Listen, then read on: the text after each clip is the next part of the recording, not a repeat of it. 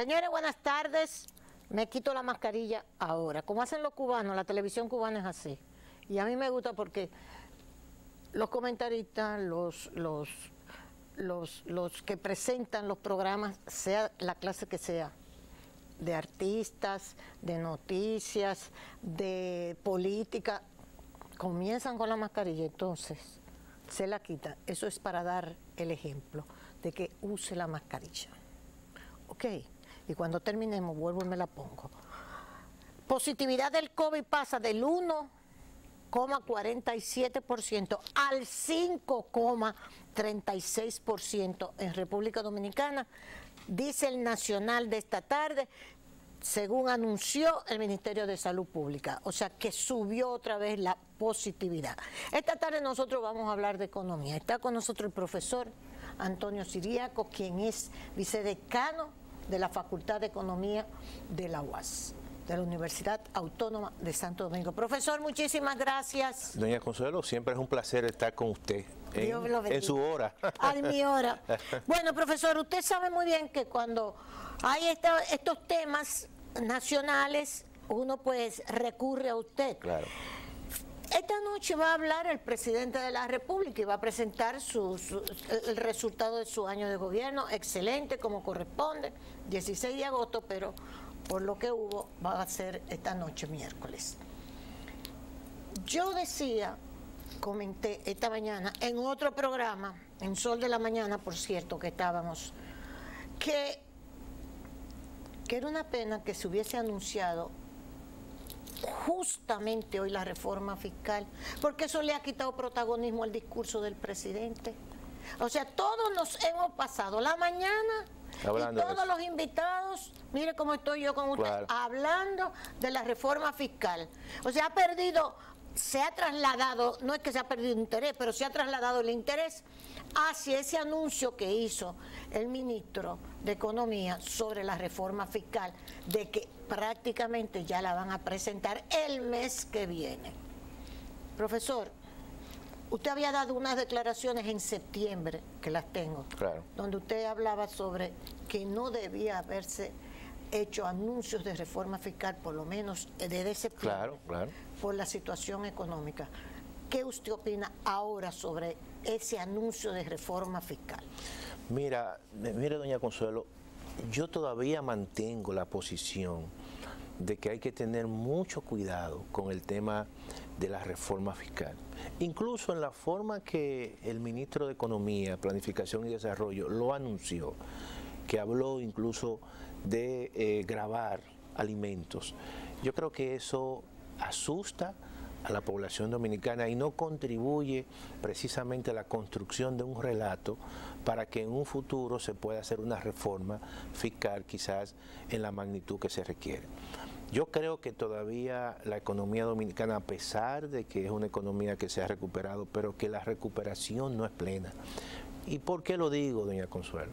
Si bien es cierto que la economía dominicana va a tener crecimiento importante, pero sí, todavía el crecimiento uno tiene que compararlo con recuperación de empleo. El mismo Banco Central, en su más reciente informe, habla de que en el primer trimestre del año 2020 habían 194.000 personas desocupadas. Y en el primer trimestre de este año hay 407.000 personas que están desocupadas. Eso significa que casi 200.000 personas todavía no han recuperado su empleo. Estoy hablando de una cifra oficial. Entonces, ¿qué ocurre? Que lo que me está diciendo es que aún se requiere más de la recuperación, que sea una recuperación más robusta para que entonces los empleos que estaban en prepandemia se recuperen. Sí. Entonces, ¿qué ocurre también con el tejido empresarial? El tejido empresarial en la República Dominicana está compuesto por, en su gran mayoría, pequeñas y medianas empresas y microempresas. Muchas de ellas aún todavía se están recuperando, muchas de ellas aún están endeudadas.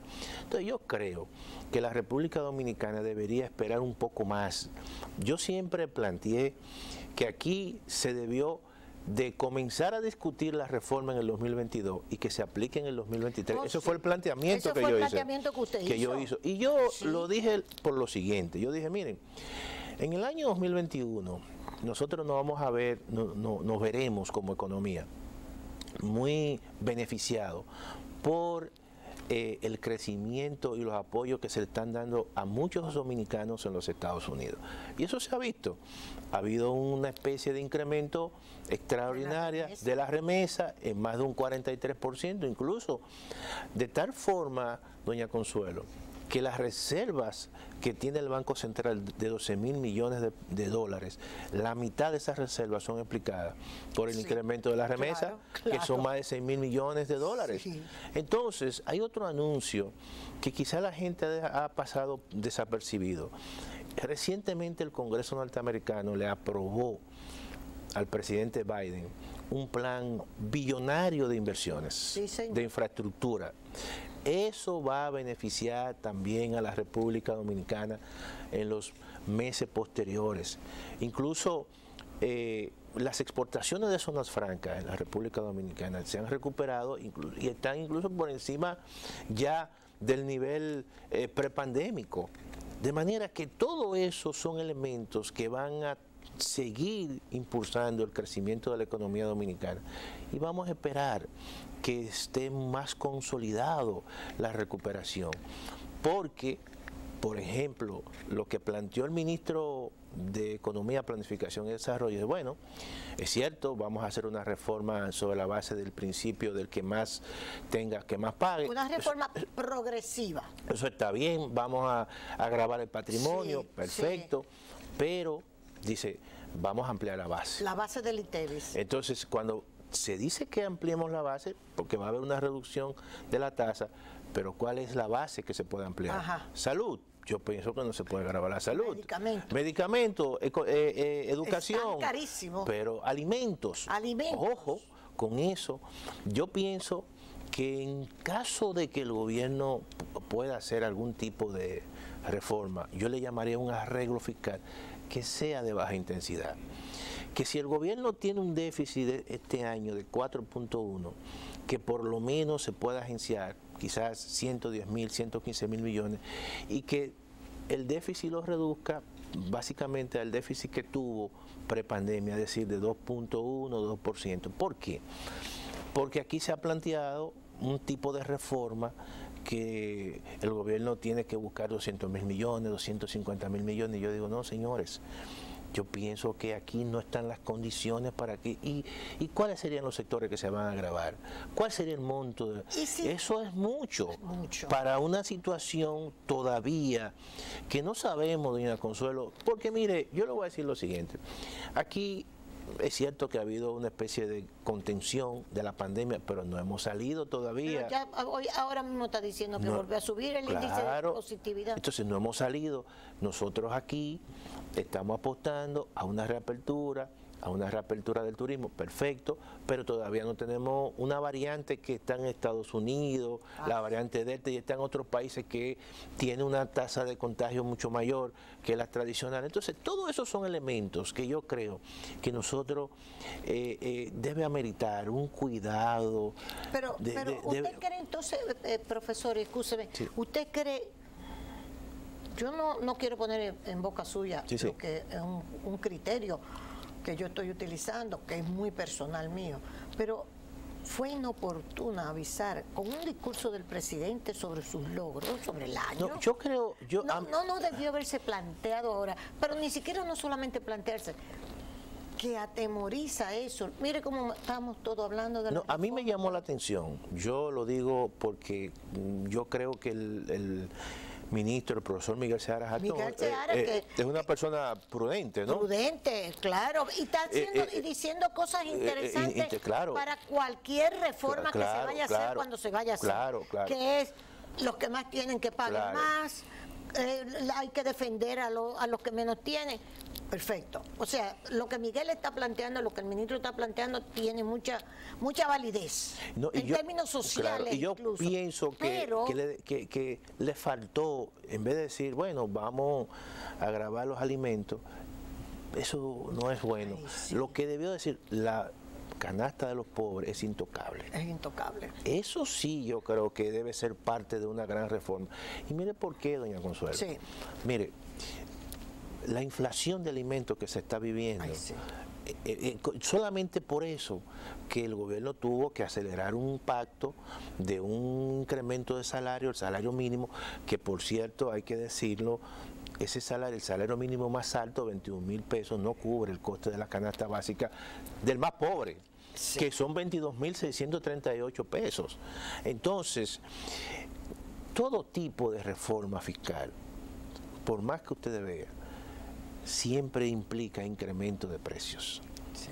Siempre va a ser así, porque hay sectores que se van a agravar. Exacto. Y se van a incrementar. Eso en ninguna reforma fiscal ocurre lo contrario. Entonces, ante un contexto donde estamos con una inflación importada, donde exacto, el precio del pan se ha incrementado, exacto, donde el precio, por ejemplo, del pollo se ha incrementado, sí, donde el precio de los aceites se ha incrementado. Sí. Señores, tengamos cuidado en esos aspectos. Yo lo digo y lo estoy diciendo sin ningún tipo de compromiso. Lo digo porque uno como ciudadano, uno siempre quiere lo mejor para la nación. Entonces, en ese sentido, nosotros pensamos que yo creo que quizás no se debió anunciar de la forma que se anunció. Pero también... Porque asusta, ¿eh? Asusta. También que se había dicho, esta mañana, uno de los compañeros del equipo planteó que apenas hace como 40 días que el presidente mismo dijo, don Luis dijo, reforma fiscal ahora no, la vamos a plantear en el 22 para aplicarla en el 23. Eso apenas hace 40 días que lo dijo el presidente. Entonces, lo que yo no entiendo es por qué hoy, o sea, precisamente hoy tenemos que estar discutiendo eso. Otra parte, los subsidios, que tanto se habla de los benditos subsidios y las exenciones. Eso sería ya en un plano de que se planteara la reforma. ¿Cómo usted ve los subsidios y las exenciones? Bueno, porque ahí hay mucho dinero. No, hay mucho dinero. Hay que sacar un componente que representa alrededor de un 47%. Por ejemplo, estamos diciendo que los gastos tributarios que estimó el gobierno para este año es alrededor de 231.000 millones de pesos. Eso es básicamente casi un 5% del PIB.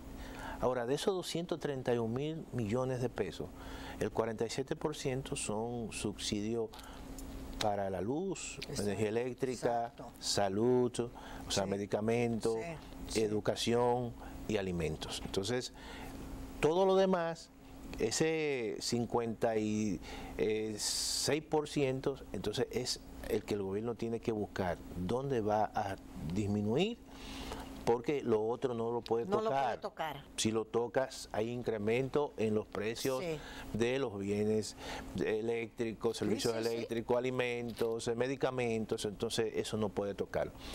Hay sectores que yo creo que son maduros, hay sectores que tienen que saber que ya no pueden seguir recibiendo más exenciones. Exacto. Y entonces yo creo que en ese sentido el gobierno tiene que establecer un proceso y se debe concentrar y establecer un proceso de diálogo. Por ejemplo, yo siempre he dicho, el turismo es un sector que ha tenido, la pandemia le ha dado duro, sin embargo cuando se recupere nosotros no podemos tratar el polo, por ejemplo, del este, parecido al polo de Pedernales. Exacto. Entonces, si tú quieres desarrollar el polo de Pedernales, tienes que mantener cierto nivel de facilidades y quizás que el polo del este no lo tenga. O si tú quieres desarrollar el polo, no sé, de la zona de Nagua, Cabrera. Exacto.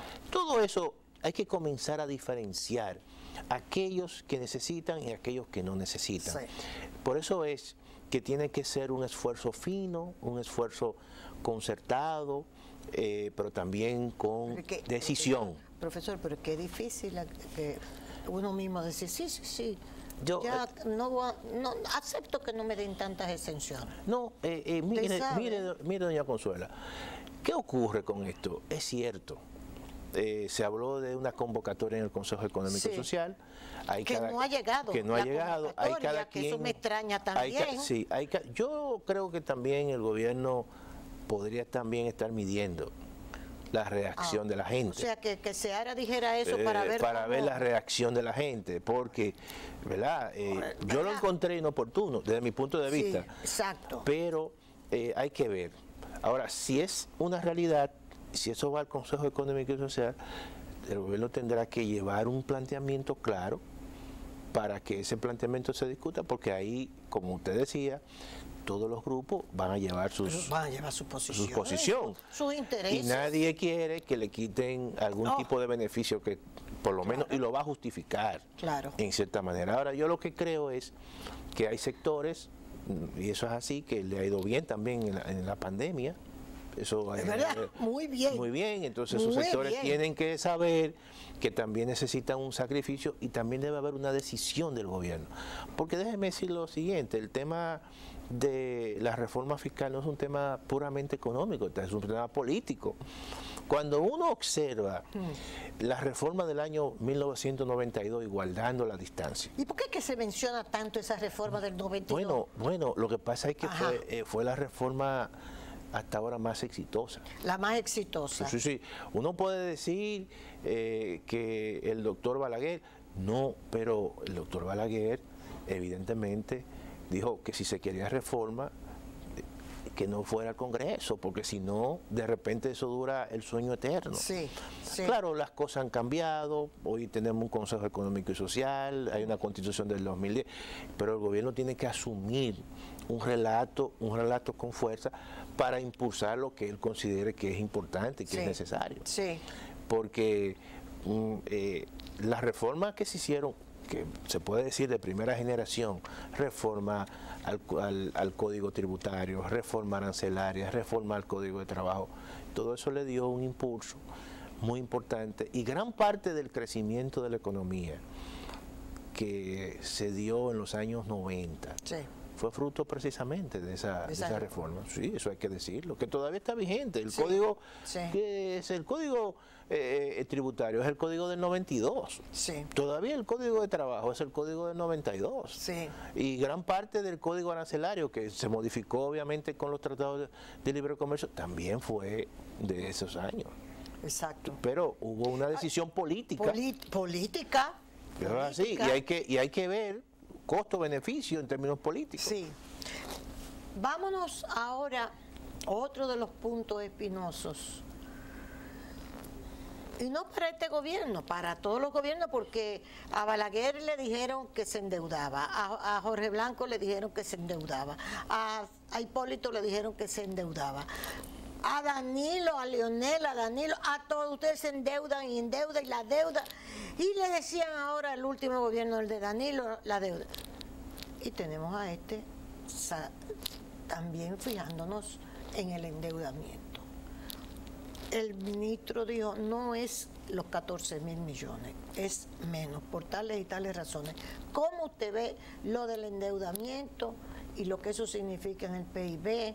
Y si estamos en una situación que debemos tener un poco de stop, vamos a llamarlo así, con respecto al endeudamiento. Mire, yo he planteado que en la medida, y eso es un planteamiento que lo he hecho incluso fuera de aquí, en la medida que la economía se va recuperando hay que moderar el ritmo de crecimiento de la deuda. De la deuda. Pues claro que sí. Claro. ¿Por qué? Por ejemplo, ¿cuál ha sido el ritmo de endeudamiento en este año? Un 15%, que es alto en un año. Un 15%. Y es cierto, por ejemplo, que cuando uno analiza la cantidad de préstamos que se han tomado, por ejemplo, y se han aprobado en el Congreso, tú sumas 14.000 millones, pero en términos del saldo es menor porque obviamente tú coges prestado, pero tú también pagas. Pagas. Y al final entonces, cuando uno ve, el saldo termina con 8.000 millones, según ¿Qué es lo que dice Seara? Claro. Y es así, yo estuve revisando las estadísticas oficiales y al final lo que te presenta es el saldo, la cantidad de préstamos que tú recibes y la cantidad de lo que tú amortizas y pagas de interés. Al final queda un saldo. Y eso siempre ocurre, por eso es que hay que revisar las estadísticas en ese sentido. Ahora, ¿qué yo creo? Yo creo que aún así el ritmo de endeudamiento es alto y ese ritmo hay que bajarlo, porque mire qué ocurre, doña Consuelo, se puede caer en una burbuja. Ay, caramba. O sea, de creer que tenemos no, dinero. Usted sabe qué ocurre, que usted sencillamente, la economía dominicana es una economía atractiva por muchas razones, por razones incluso de su ubicación, por razones de que tiene sectores que son muy dinámicos, porque está vinculado al ciclo económico norteamericano y la economía norteamericana va a tener un crecimiento casi de un 7%. Entonces, las calificadoras de riesgo y cualquier bono que uno pueda colocar, la gente te lo compra. Ahora, eso dice, bueno, no hay problema, nosotros podemos colocar bonos, la demanda de bonos sobrepasa la cantidad de lo que ofrecemos nosotros y va generando un tema de una burbuja. Y cuando usted viene a ver, caemos en el 2008 norteamericano. Claro, en una trampa. En una trampa. En una trampa. Y usted sabe cuál es el problema. Dinero por dinero, papeles se convirtieron en papeles. Papeles por papeles. ¿Cuál es el problema que tiene, por ejemplo, el actual gobierno? Y por eso es que está planteando el tema de la reforma. Es sencillamente de que al final hay que buscar los pesos para pagar intereses y amortizar. ¿Verdad? Y usted sabe cuánto eso representa. Por cada 100 pesos, el gobierno en un momento determinado tenía que buscar, solamente para pagar intereses, tenía que buscar 24 pesos. Y si a eso le sumaba la amortización, tenía que buscar casi 40 pesos. Y el resto era para hacer políticas públicas. Pero cada vez más, cuando tú te endeudas más, te restringe lo que tú puedes hacer a nivel interno, te limita el gasto de capital. Eso mismo, iba para allá. Una de las críticas que se están manifestando ahora, que por cierto lo vi en un análisis en el Listín Diario hoy, de una periodista de Cándida, creo que fue, que decía el gasto de capital y el gasto social. O sea, que el gasto de capital está muy bajito. Y hay que tomar en consideración lo siguiente. Yo, por ejemplo, desde mi punto de vista, hubiese mantenido algunos programas sociales.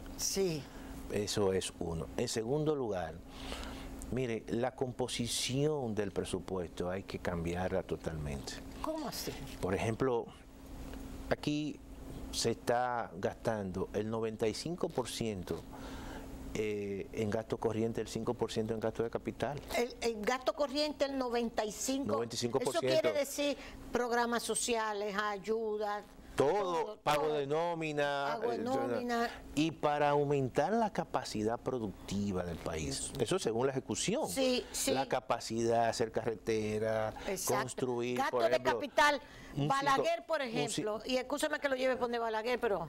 pero Balaguer lo que hacía era prácticamente que casi el 50% eran gastos de capital. Así mismo. Y eso es importante, al margen de todo, porque el gasto de capital es aquel que verdaderamente genera capacidad productiva.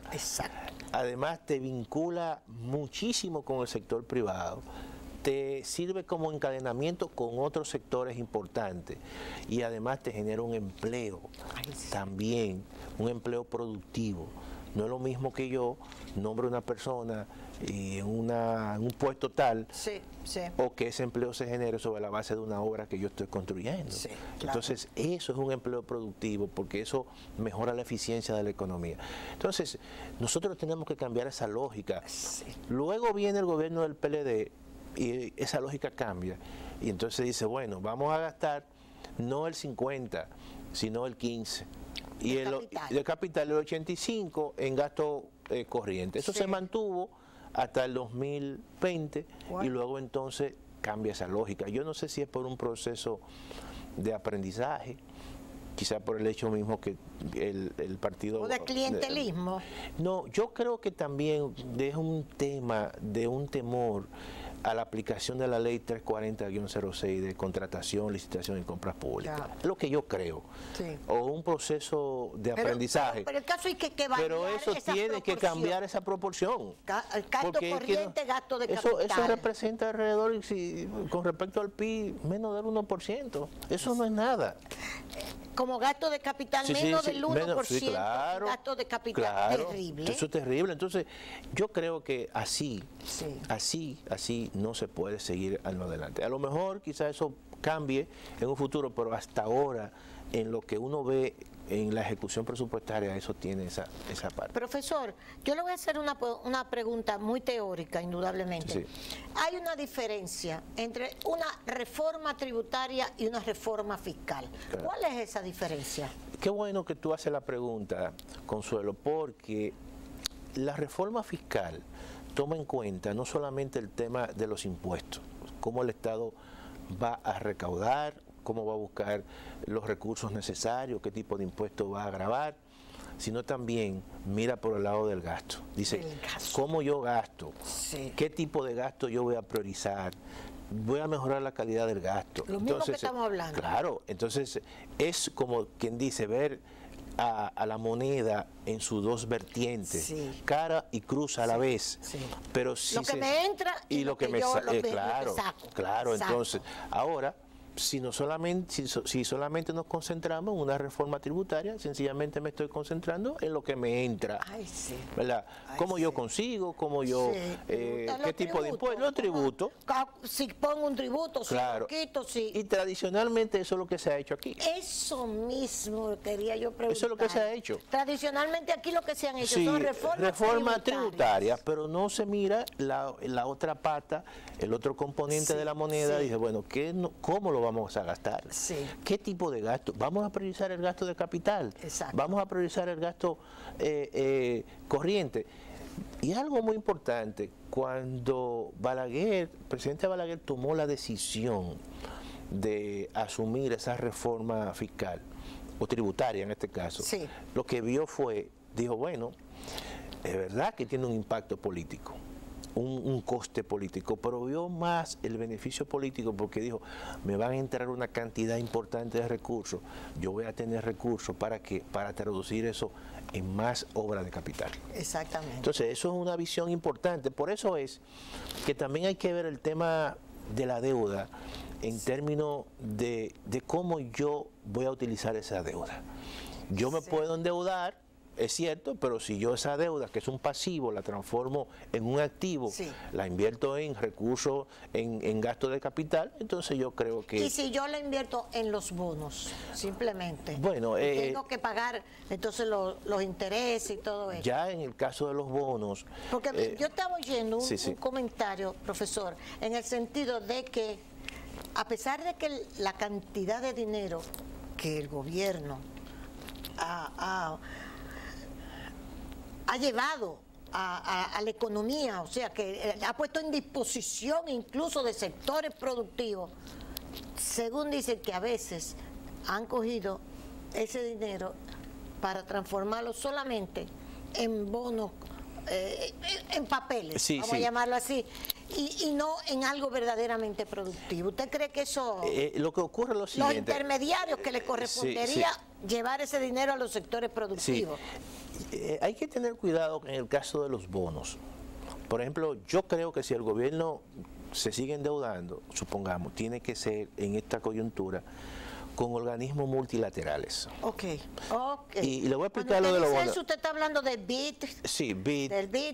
Porque son recursos menos costosos. Exacto. Ahora, ¿qué pasa con los bonos? Lo usaba mucho. Claro, ¿qué pasa con los bonos? Que eso incluso, bueno, un economista de una fundación importante fue que comenzó con esa visión. Bueno, yo creo que se cayeron las Torres Gemelas cuando estaba vendiendo los bonos allá. Claro, sí, hubo una situación ahí, ¿verdad? Vendiendo los bonos dominicanos allá. En Estados Unidos cuando se cayeron las Torres Gemelas. Entonces, ¿qué ocurre?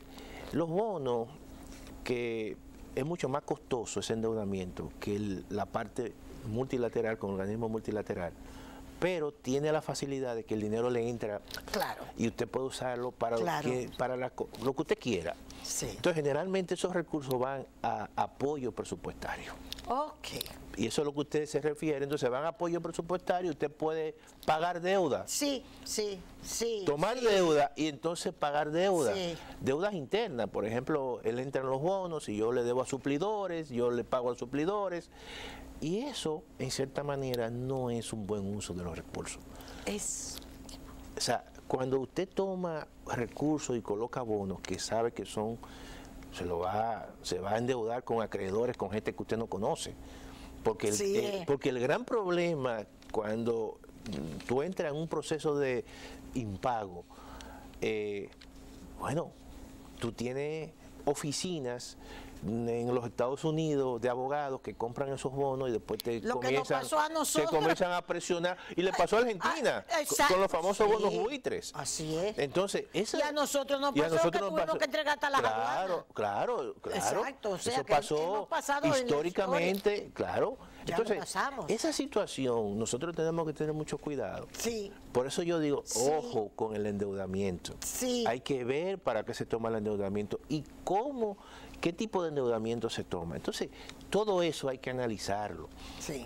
Incluso porque hay un componente de carácter no solamente económico, también de carácter político y social. Entonces, en ese sentido, yo creo que debe haber siempre un principio en el endeudamiento.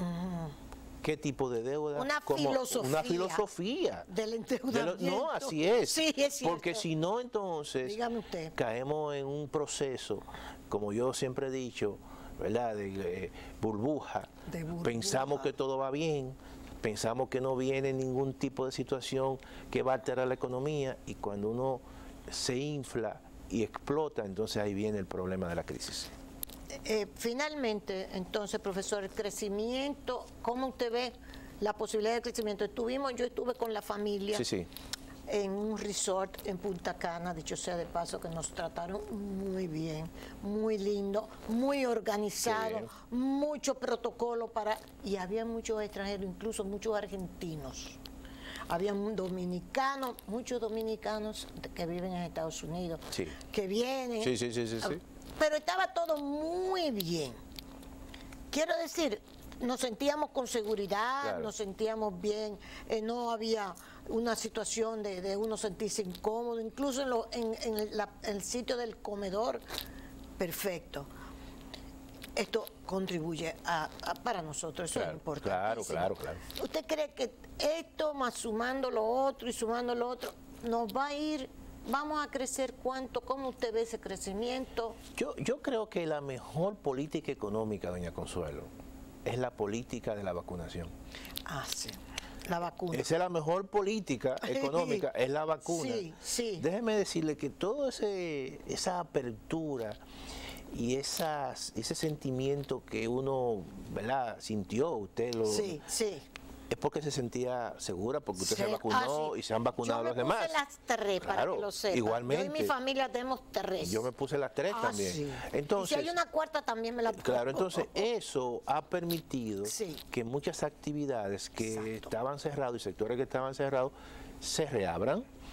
Y entonces, en el caso del turismo, que es un sector importante, que aún todavía no se ha recuperado, totalmente, porque depende de otros países, entonces se va recuperando. Yo creo que la economía dominicana va a terminar con un crecimiento alto.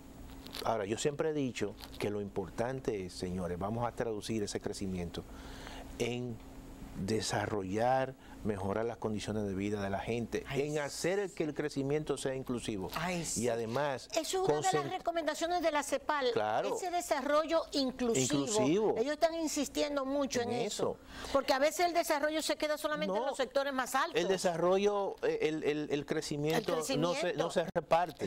Entonces, eso es un elemento importante. También priorizar en este proceso de crecimiento la creación de empleo. Señores, yo creo... Pero cuando usted habla de la creación de empleo, y le voy a poner una toma. La creación de empleo para los dominicanos. No, porque usted sabe que aquí hay sectores, yo he hecho trabajo incluso técnico, donde, por ejemplo, aquí hay 2 sectores. donde el 28%, el 29% es de mano de obra extranjera. ¿Verdad? Y en su gran mayoría de origen haitiana. Sí, eso claro. Hay que decirlo. Que no es por haitiano, es por ilegal. Fueran suizos ilegales, también lo usaran. Pero esa es la realidad, esa es la realidad, es el dato. Porque eso es lo que estamos, claro. Entonces, eso, en ese sentido, nosotros tenemos que... porque el presidente ha hablado de crear millones de empleos, cientos de miles de empleos, pero que sea para los dominicanos. No es el empleo. ¿Qué clase de empleo? ¿Y para quién? Claro, entonces todo eso hay que verlo para que la gente, el dominicano, se sienta que verdaderamente hay una recuperación. Que verdaderamente, porque si no, ¿cómo el ciudadano de a pie, común y corriente, siente el crecimiento de la economía? Nosotros le podemos decir que la economía creció y todo, pero eso es teórico. Cuando mejora el salario de la gente, cuando él tiene su empleo y no lo pierde, entonces él dice, es verdad, estoy sintiendo el crecimiento. ¿Usted cree que finalmente, nos quedó un minutito, la importación, acaba el ministro de Agricultura, importación de pollo para que el precio, etcétera? ¿Cómo usted ve eso? Mucho cuidado con eso. Mucho cuidado. Nosotros tenemos una producción nacional. Exacto. Quieras o no, que ha respondido en los momentos de crisis. Es cierto que aquí hay una situación que se ha generado por algo, ¿verdad? La fiebre porcina, que la gente disminuyó la demanda de carne de cerdo y aumentó la demanda de carne de pollo, eso ha incrementado los precios, pero siempre el tema de los permisos de importación hay que hacerlo en función de la planificación que se hace en el sector avícola. Hay que hacer esa planificación conjuntamente y esas importaciones, hacerlo conjuntamente con los productores nacionales para evitar cualquier exceso, porque si hay un exceso de importación, doña Consuelo, eso es lo que va a hacer que deprime el precio. Deprime el precio del pollo, la producción nacional. Entonces con eso hay que tener cuidado. Profesor, yo sé que me hicieron señal de que nos queda un minuto. Usted, en sentido general, es un propiciador, yo lo soy, de la producción nacional. Pero claro que sí. O sea, nosotros, mire, doña Consuelo, déjeme decirle lo siguiente. El presupuesto de la Unión Europea, el 36% se va en la política agrícola común.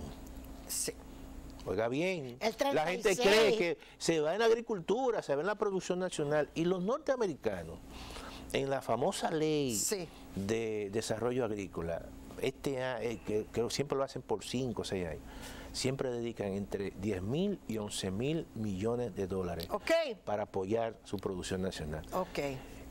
La producción nacional, generalmente, aquí, es la responsable de abastecer alrededor del 85% de la demanda de los dominicanos. Pero ha bajado la producción agropecuaria. Entonces, en el PIB, que no debería ser. Pero eso es de seguridad. No, es una tendencia que ha habido. ¿Por qué? Bueno, porque se ha priorizado otros sectores. Exacto, eso es cierto. Entonces, aquí hay que comenzar con esos planes de desarrollo rural, de desarrollo agrícola, que había en los años 70 y parte de los años 80. Hay que retornar otra vez y darle un apoyo al sector de la agricultura. Eso es de prioridad nacional. Totalmente de acuerdo, profesor. Muchísimas gracias por estar aquí. Doña Consuelo, siempre estamos a su disposición. Me encanta hablar con usted. Yo no sé si es porque estamos de acuerdo en tantas cosas, pero me encanta. Señores, recuérdense que nosotros estamos aquí cortesía de Plaza Lama, de Óptica Oviedo, que usted sabe que los martes son gratis, porque los cristales son gratis cuando compras la montura, y los jueves del ahorro, porque si compras los cristales, las monturas son gratis en todas las sucursales de Óptica Oviedo. Tu marca país, marca café Santo Domingo, y tu marca país, productos dominicanos, los productos Rica.